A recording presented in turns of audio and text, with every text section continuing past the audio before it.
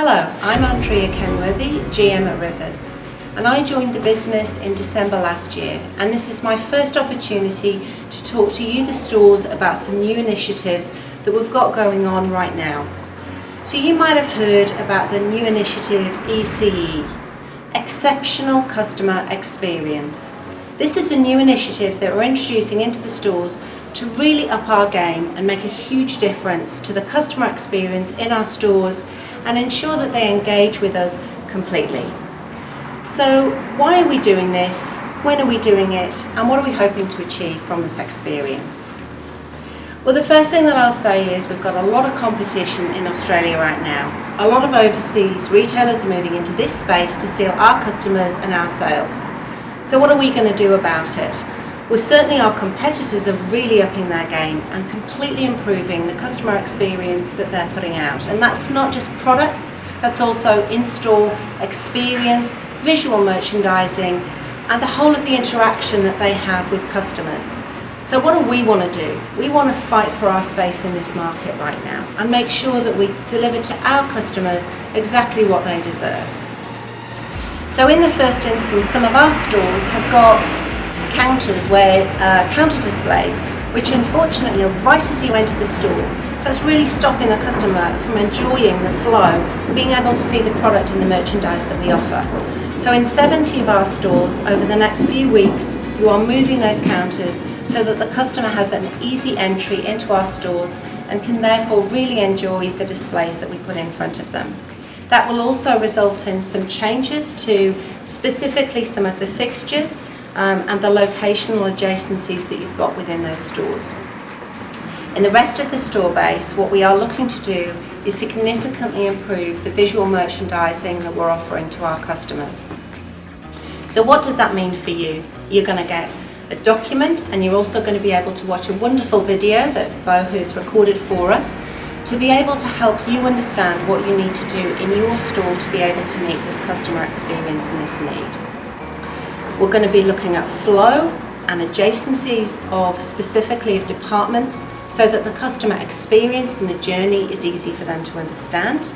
We're also going to be looking at bulk displays and making sure that the best volume stock is displayed in a really attractive manner for our customers. And we're also going to be making sure that within that we really maximise the experience and put products together that really sit well together so the customer enjoys the whole experience and the journey through the store, and actually, guess what, stays in the store longer and ends up spending more money. So this is the journey that we're on with ECE. What I really want to say to you is we set up Liverpool and Penrith store specifically with this in mind. The whole of the store looked completely different and much more appealing, and the sales results were incredibly positive. So what we're looking for is sales results improvement in all of our stores and a much better customer journey and customer experience from this initiative. So what I'm asking you to do is really take control of this and deliver the best that you possibly can for your store so we see the sales on the bottom line and we can all celebrate this success together. Thank you very much for listening. Now watch Bo. He's going to show you the tricks of the trade in setting up your stores in the best way possible. Thank you for now. Hi team, my name's Bo. I'm the visual merchandising trainer here at Rivers for Northern Australia, and today we're going to take you on a guided tour through our Penrith store to help assist with your new VM pack. Come on in. So today we're going to talk about our new updated tables that we've done in store.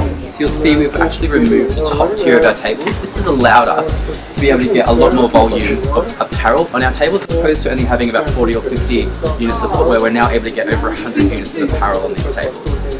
Removing the top tier has allowed us to create different folds, whereas before we would just do a square fold on these tables. So you'll see it creates a lot more interest on the table. We're able to get a lot more styles out on the table to help us to get a lot more of our product from our back rooms onto our shop floor and onto these front fixtures. It's also the first thing our customers will see, which means they're actually now walking into our latest looks, our latest lines. We're also able to now see in through our store, so we're not being greeted with a counter, we're now being greeted with apparel.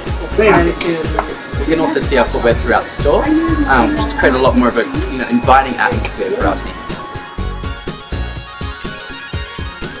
Okay, so as we move into our store from our front tables, the stores that don't have the luxury of a window, what we've tried to create is some in-store creative, which is basically mannequins behind our front table, men's and women's, depending on how your store is positioned.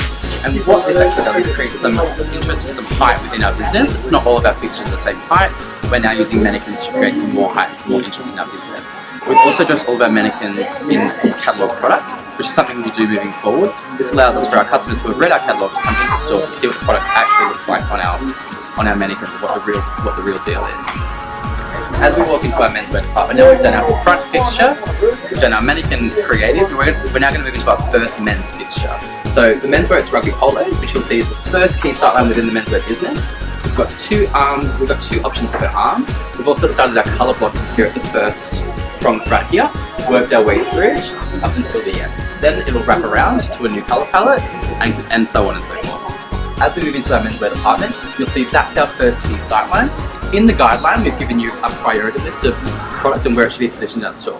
When you stand at the front of your menswear business, we need you to identify your key sightlines. For this store here at Penrith, we've got fixture 1, fixture 2, fixture 3, fixture 4 and fixture 5. So I can stand from the front of my menswear business and see every single one of those categories, and that's what I need you guys to do when you stand at the front of your store, is be able to identify where all of my key areas are and the categories that need to be placed on them. So as we move further inside the department, you'll see we come to our second men's table, which is at the moment is men's Cheetos, selected Cheetos because they're on promotion. What we need to be aware of here is when we send you the guidelines and when we send you the product that will be on them, we need to try and replicate that as much as we can without losing the integrity of the table. So you'll see here we've got like piles that are at least 5 options high. If you have the option to go a little bit higher, I would say from 5 to 7 options at max. We've also, again, created interest in our tables using the different folds and different folding techniques that are in the guideline. So try and apply them as best you can to your business, and obviously every single store has different tables. We just need to identify that as much as we can. Okay, so as we walk through to our first menswear story, you'll see it's on the first wall within our menswear department. So as I was saying before, when we stand in our key sightlines, we need to turn around and look at our first wall and see which wall in our store is the first key sightline within our business, and that's the wall that our story needs to be on.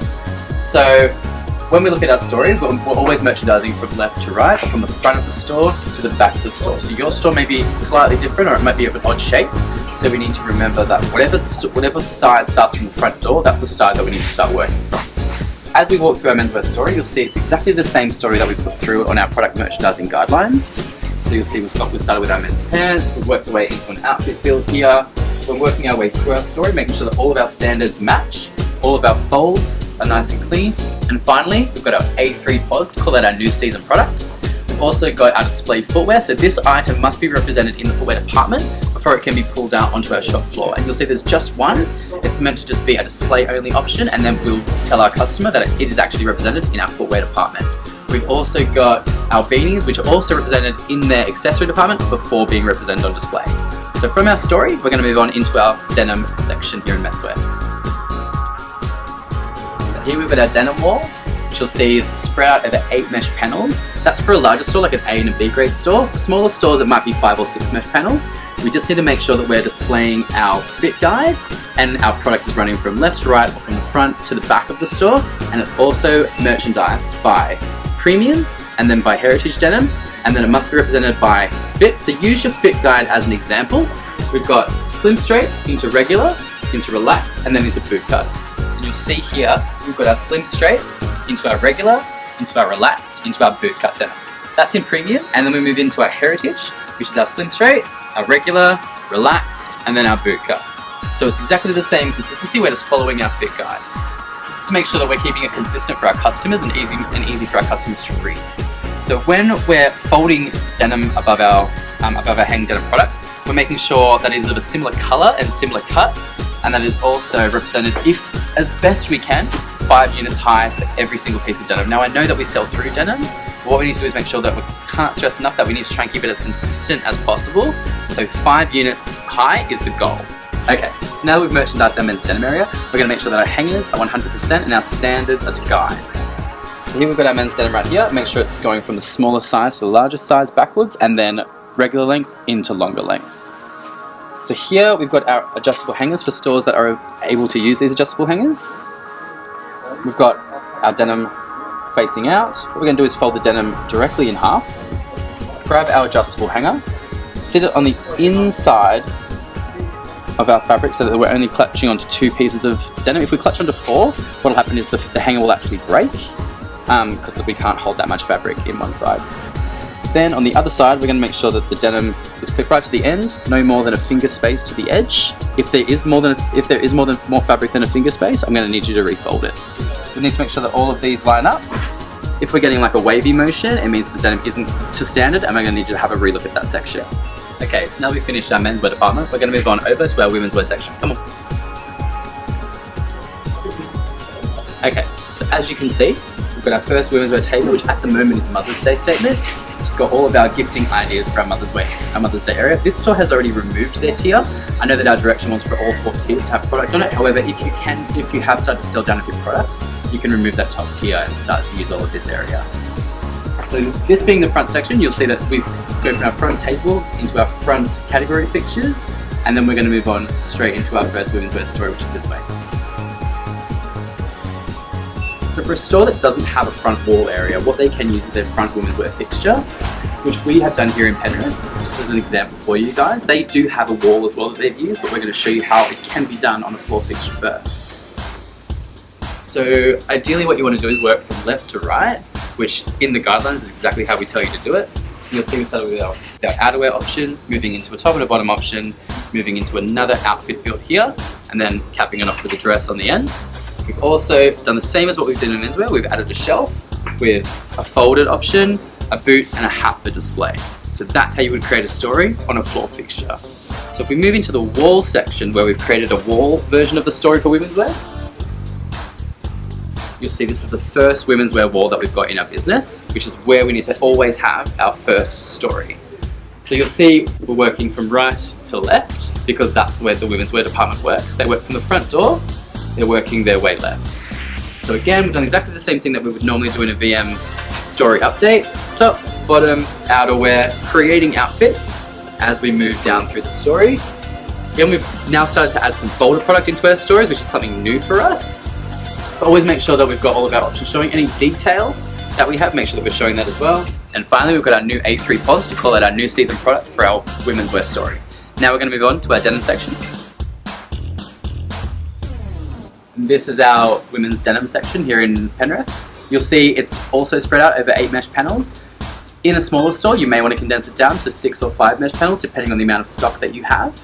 So you'll see here, slightly different to menswear. We've tried to create a little bit more interest by adding a few more of the denim collection product that we have for women's wear, such as the denim jacket and the chambray denim shirt, just to create a little bit of interest and to show some double denim options. What we've done here is also try to create as much consistency as we can through our folded denim.